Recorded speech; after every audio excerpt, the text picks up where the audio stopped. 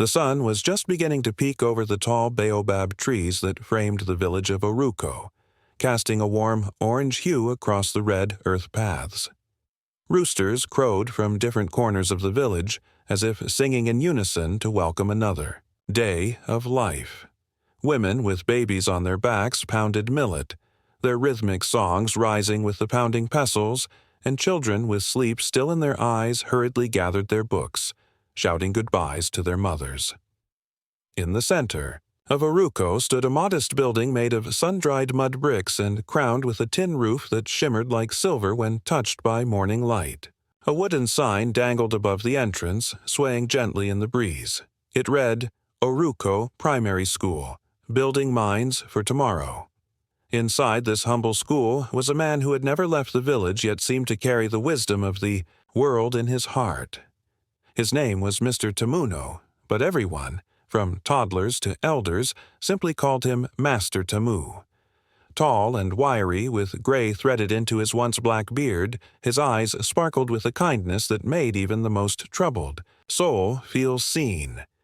He was no ordinary teacher. Unlike others who saw their work as routine, Master Tamu treated every day as a sacred mission. His dusty blackboard bore not just numbers and alphabets, but truths of life. On any given morning, you might find a quote from an old proverb, a riddle from the ancestors, or a question that had nothing to do with textbooks. What is the worth of a name? Can silence speak louder than words? His class, a mix of children aged 7 to 13, sat on wooden benches, some cracked, some tilted, but always filled. Most wore hand-me-down uniforms. Some didn't have shoes. But what they lacked in material, they carried in spirit. And Master Tamu knew that spirit had to be shaped like clay before it dried. That morning, he walked into class holding nothing but a stick of chalk, his long beige caftan flapping gently as he moved. "Good morning, my future kings and queens," he said with a wide grin. "Good morning, Master Tamu," they chorused back, their voices echoing against the cracked walls. He stood silent for a while, scanning their faces. Adana, the shy girl who always looked down. Bako, the restless boy, with a scar on his cheek. Ifeanyi, the orphan who never smiled. Each child, a world of stories. "Today," Master Tamu began, "we shall learn a new lesson, but not from the book."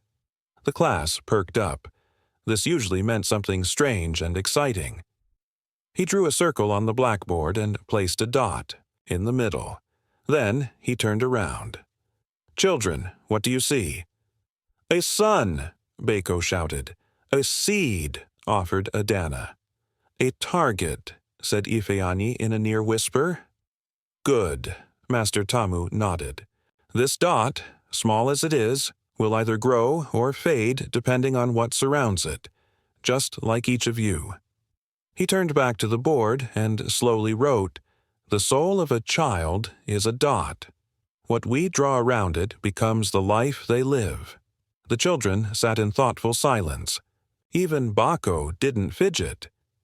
That day, instead of multiplication tables or spelling drills, Master Tamu told them stories, some funny, others haunting, about kindness, boundaries, anger, and choices. He spoke of a boy who stole and never learned, honesty, of a girl who kept silent when someone hurt her and lost her voice forever. And then he told them about touch, the kind that healed, the kind that harmed. "You must know," he said, "what a good touch is. A warm hug from your mother, your elder sister braiding your hair, a pat on the back from your teacher when you do well. These are touches that grow your soul." He paused.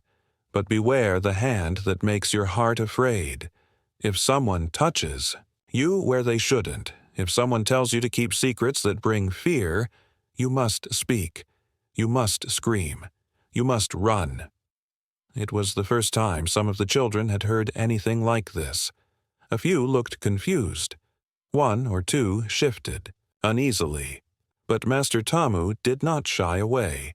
He went on to draw the outline of a hand on the blackboard and shaded the areas children must protect. He taught them the difference between God touch and bad touch, as he called it, terms they could remember and use easily. Then he did something unexpected. He asked them to write a letter, not to him, but to themselves. A letter of promise, to protect themselves, to speak when something was wrong, to believe that they were worth respect and love. Some wrote with shaky hands. Some drew instead. Some just stared, but it was a beginning. As the sun tilted westward, the bell rang to signal the end of the school day. Children packed their bags, but the air was different. Quiet, thoughtful. Not the usual shouting and racing. Out. Master Tamu stood by the doorway, as he always did, blessing each child with a gentle pat or a wise word as they left. Be brave, Bako. Adana, your voice is a gift. Use it. Ifeanyi. You are not alone. When the last child had gone, he turned back to his empty class and looked at the blackboard. The dot still sat inside the circle. He smiled sadly and whispered to himself, "One day, this will matter." But he had no idea how soon that day would come. The morning sun cast golden rays over the small village of Nkuzi, where life moved in a rhythm as old as the hills surrounding it.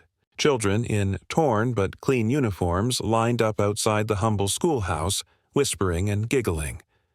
Inside, Miss Adana prepared for the day ahead with a heart full of hope and a burden few others understood. She was no ordinary teacher. Beyond the ABCs and 123s, she had a mission, one that made many in the village uneasy. Today, she planned to teach a lesson that could change lives, but also stir fears and anger in equal measure. As the children filed into the classroom, some looked excited, others confused. Among them was little Kofi, a bright-eyed boy who always asked questions no one dared to answer. Miss Adana smiled warmly at him and the rest, knowing this day would test her courage. "Today," she began, her voice calm but firm, "we will talk about something very important, how to understand good touch and bad touch." A sudden hush fell over the room. The phrase was unfamiliar, causing whispered exchanges. Miss Adana noticed the tension but pressed on. "This is to help keep you safe," she explained. "There are touches that make you feel loved and safe, like your mother's hug, or when a teacher helps you. But there are touches that make you feel uncomfortable, scared, or confused.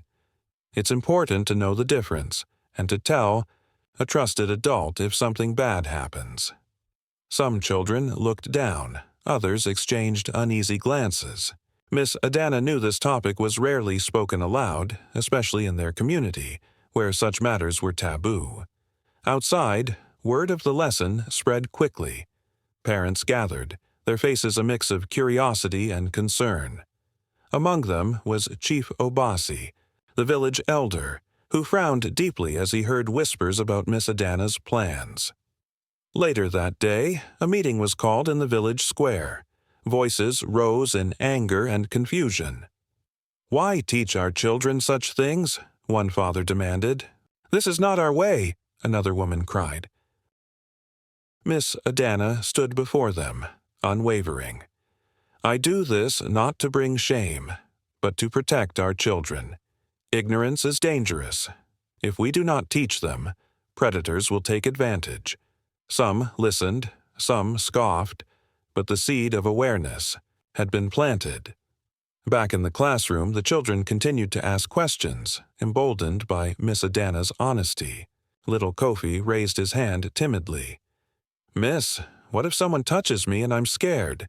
She nodded gently. "Then you tell someone you trust. Your parents, your teachers, even me. No one should make you feel unsafe." Over the following weeks, the village slowly began to change. Conversations around doors and under trees started happening. Mothers talked to their daughters, fathers to their sons. Miss Adana's bravery sparked a movement, though not without resistance. One evening, as the sun dipped below the horizon, Miss Adana sat by the fire with her closest friend, reflecting. "It's hard," she admitted, "but if even one child is safe because of this lesson, it's worth every struggle." Her words echoed the truth that would one day transform Nkuzi forever, a lesson taught more than just lessons. The compound of Umudiki Central Primary School sat beneath a cluster of proud mango trees whose branches curled protectively over the roof of the school. Their fruits ripened with the slow passing of weeks, just as the children ripened in the care of Mazi Okachukwu's teaching. But beneath one of those trees, secrets deeper than roots began to stir. It had been 2 weeks since Mazi Okachukwu introduced the class to the concept of good touch and bad touch. Since then, the once lively room had changed in subtle ways. Little Amaka, who used to sing while solving arithmetic, now kept her eyes fixed on her slate. Ibuka, the tallest in class, had grown unusually quiet, often flinching when spoken to. Chinyere, once confident, had started pulling her sleeves all the way to her palms, even in the midday heat. Okachukwu noticed. He always noticed. He began to wonder. Had he opened a wound without knowing the depth of the pain buried within? It was a Thursday when he heard the first crack. He had dismissed the students for the day, and they had scattered like birds set free. He was arranging books when a voice called from the back of the classroom. "Sir, can I speak to you?" It was Amaka. He looked up and saw the 9-year-old standing awkwardly, her fingers fidgeting with the hem of her uniform. Her eyes, big, brown, tired, looked too old for her small face. "Of course, my child," he said gently. "Come sit." She stepped forward slowly, the weight of her small feet heavy against the cement floor. And then, silence. Tears began to well in her eyes. She tried to speak, but the words tangled in her throat. Okachukwu moved closer, lowered himself so they were eye to eye. "It's okay," he whispered. "Take your time." And then, like rain that had waited too long, her truth poured out. "Uncle, he touches me when Mama is not at home. He says if I tell anyone he'll beat me. He told me I'd bring shame if I talk." Okachukwu's heart clenched so tightly he thought it might break open. "Which uncle, Amaka?" he asked softly, looked down and whispered, "Mama's younger brother. He sleeps in the parlor. Sometimes he calls me there." Okachukwu sat in silence. The village had many rules, but none that protected the voiceless like Amaka. If he brought this up, the family might deny it. Worse, they could beat the girl for speaking. But if he did nothing... He took a deep breath. "Amaka, you are very brave," he said. "What he is doing is wrong, and it's not your fault. I want you to trust me. Can you do that?" She nodded slowly. He knew then that he had crossed a line. This was no longer about teaching ABCs. It was a battle for souls. In the evening, Okachukwu made his way to the home of the village chief, Eze Ugona. The chief was a man of strong words and firm traditions, but he also respected Mazi Okachukwu. He had seen what the teacher had done for the children, how he treated them with love instead of discipline, with honor instead of punishment. When Okachukwu arrived, Eze Ugona was seated beneath the kola nut tree, sipping palm wine and discussing yam yields with 2 elders. "Mazi," the chief called with a smile, "what brings you out at this time?" "I bring a matter of urgency, Eze," he said solemnly. "May I speak with you privately?" The chief's smile faded. He waved the others off and beckoned the teacher to sit. Okachukwu shared the story, without names. He explained the signs, the fear, the whispered truths hiding in the classroom. The chief listened intently. When he finished, the chief was quiet for a long while. "This village does not like such talk," he said finally. They say such things don't happen here. But you and I both know silence does not mean absence. What do you want from me?" "I want your support easy," Okachukwu said. "If we are to protect our children, we must begin by believing them, not punishing them for speaking." The chief stroked his gray beard, deep in thought. "I will think about this," he said, "and I will call for you again soon. But know this, what you've started is like shaking a hornet's nest. Be ready." Word spread quietly, like the sound of dry leaves in wind. Children began to whisper to one another. Some told their mothers. A few mothers came to Okachukwu privately. One mother, tears in her eyes, confessed, "My daughter told me what her cousin did. I didn't believe her. I told her to keep quiet, that no one would listen. But now, hearing from you, I regret it. Help us, Mazi." Okachukwu realized this was bigger than one classroom. It was a wound in the village's soul, a wound passed from silence to silence. So he called a meeting. He went door to door, inviting mothers and fathers, uncles and aunties, grandmothers and chiefs. "Come," he said, "let us talk about our children, not just what they learn from books, but what they suffer in shadows." On the day of the meeting, the community hall was filled. Some came out of curiosity. Others came out of concern.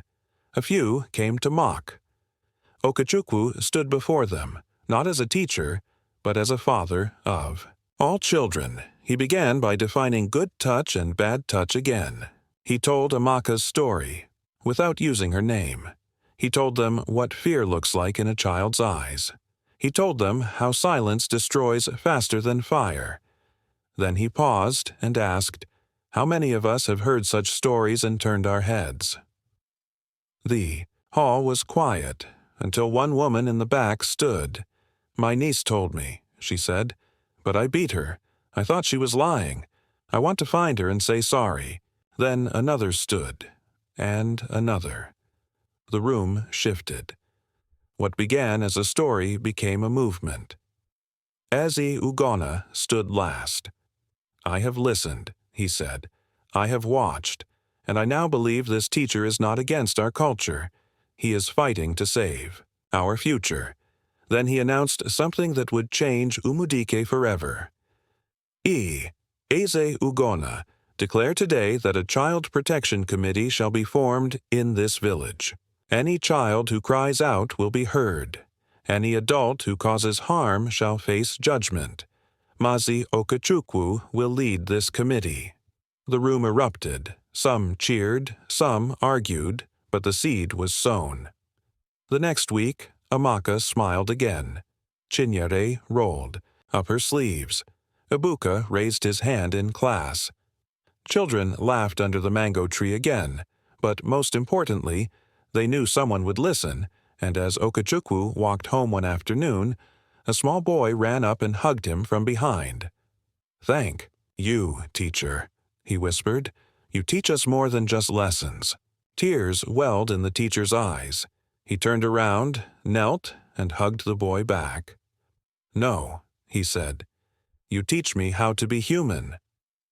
By the time the Child Protection Committee held its first formal meeting under the gaze of the ancient Iroko tree, the winds in Umudike had already shifted. Mazi Okachukwu, once simply a village schoolteacher, now walked with a new burden on his shoulders, a burden of trust, truth, and transformation. The committee was made up of a diverse but deliberate mix.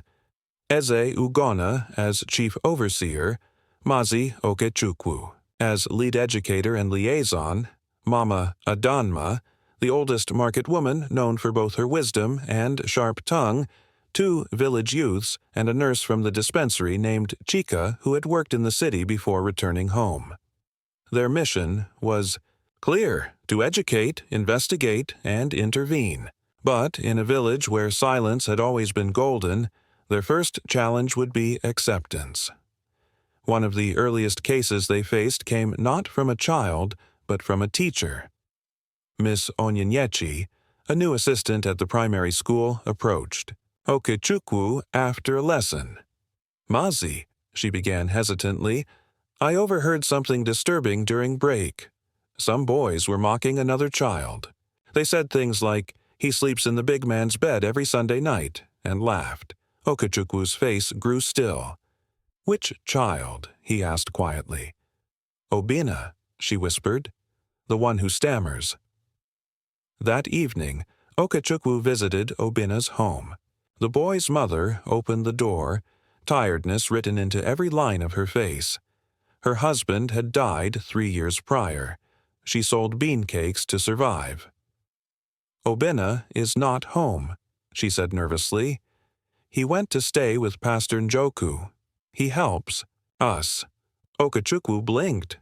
Pastor Njoku? He echoed. Yes, she smiled faintly. He gives Obina food, buys his notebooks, sometimes clothes. Obina sleeps in his house Saturday to Monday. The pastor says he is mentoring him. The word mentoring hit Okechukwu like a stone to the chest. He thanked her and walked away. But his mind churned. Pastor Njoku was a respected man. He ran a popular prayer ministry and had a silver tongue soaked in scripture. But something in Okechukwu's gut turned. He went to Eze Ugonna. We must investigate this, he said. The chief sighed. Do you have proof? No, Okechukwu admitted. Just concern, as he rubbed his temple. Then we move carefully, or we risk bringing wrath upon ourselves. A quiet inquiry began. Chika the nurse interviewed Obina casually during a free health check. Do you like Pastor's house? She asked with a smile. Obina hesitated. His eyes flickered. He gives me bread, the boy said, and milk. And do you sleep in his room? Obina nodded. On the floor. No, on the bed. He says God wants us close. That night the committee met again. The air was heavy. Mama Adanma spoke first. I have never trusted that man, always looking at children like they are offering plates. Eze Ugonna raised a hand. We cannot accuse without proof. But what if proof comes too late? Okechukwu said. It was decided that Obina would no longer sleep at the pastor's house. The committee agreed to invite Pastor Njoku for a discussion on youth mentorship the following Sunday. On Sunday, the church was unusually full. The aroma of fresh ironed agbadas and hats thickened the air. Pastor Njoku stood at the pulpit, declaring fire and brimstone on the demons of modern corruption. At the end of the sermon, as agreed, Eze Ugonna and the committee asked to speak to the pastor privately. Inside the vestry, Okechukwu did not mince words. We're here to discuss Obina. Pastor Njoku's face tightened. What about him? He will no longer be staying at your house, Chika said flatly. We're concerned. The pastor laughed, a dry, mirthless sound. You accuse a man of God? We question his actions, Ease corrected. There is a difference. Njoku stood abruptly. If you continue this slander, I will call down fire from heaven. You may, said Okechukwu, but fire cannot burn truth. The pastor stormed out. The following day, posters appeared around the village. Beware of the committee of blasphemers, they read. They call light darkness and darkness light. Many in the village became confused. A few turned against the committee. Some parents forbade their children from speaking to Okechukwu. Let sleeping dogs lie, they warned. Your stirring spirits best left buried. But there were others, many more now, who believed. They had seen what the teacher had done, how he sat with children like equals, how Chika gave free advice to mothers too poor for hospital visits, how Mama Adanma stood up to drunks in the market who slapped their wives in public. Soon, children began to share stories not only of abuse, but of emotional wounds. I don't like how Papa yells all the time, one boy said. I wish Mama would hug me, said another. So Mazi Okechukwu began new sessions, not just on touch, but on love, on safety, on kindness. He taught children how to say no, how to seek help, how to recognize fear. The walls of the school began to fill with drawings, pictures of smiling families, locked doors, sunshine, and words like, "My body belongs to me." Then, one fateful night, the truth exploded.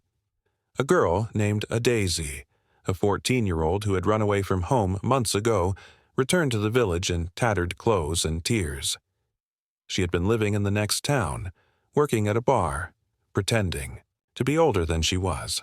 She had scars on her arms and too many horrors in her heart. When asked why she ran, she whispered, "I told Mama what Uncle did to me. She said I was lying." She looked directly at Okechukwu. "You were the first person I knew would believe." Me. The next day, the committee arrested the uncle, with the chief's blessing, and when Pastor Njoku, sensing his power dwindling, tried to incite a riot, Chika presented a file, medical evidence, statements from other children, support from the police. He fled that very night. By the end of the month, a new wind had swept through Umudike. Churches held seminars on child protection. Fathers learned to say, "I love you," without shame. Mothers told daughters, "Come to me with anything," and children laughed again, not just with their mouths, but from the soul. One afternoon, as the sun softened into gold, Okechukwu stood by the mango tree once again. Obinna came running with a kite in hand. "Teacher," he shouted, "look, I made it fly." Okechukwu smiled. "Yes, Obinna, and now so can you." The rainy season had come, and with it, the streets of Umudik turned to thick, sticky mud. But even the heaviest downpour could not wash away the change that had taken root. A few months had passed since the chaos, the confrontations, and the quiet revolutions in families across the village. Though some wounds were still healing, Umudike was no longer the same. Silence no longer held power. Secrets were no longer safe. And children were finally being heard. The villagers had come to respect and, in many ways, revere Mazi Okechukwu. But with that honor came attention and pressure. One Monday morning, a black SUV with tinted windows pulled up at Umudike Primary School. Out stepped two sharply dressed men and a woman in glasses. They were from the State Ministry of Education and Child Welfare. Word of the Umudike movement, as it was now called in social circles, had reached the capital. Their mission? To meet the man who had turned a rural school into a model of reform. The officials sat in the staff room taking notes, observing charts on classroom walls. You introduced modules on good and bad touch. "Here?" one of them asked. "Yes," Okechukwu replied calmly. "It started with a story, and now it is part of every week."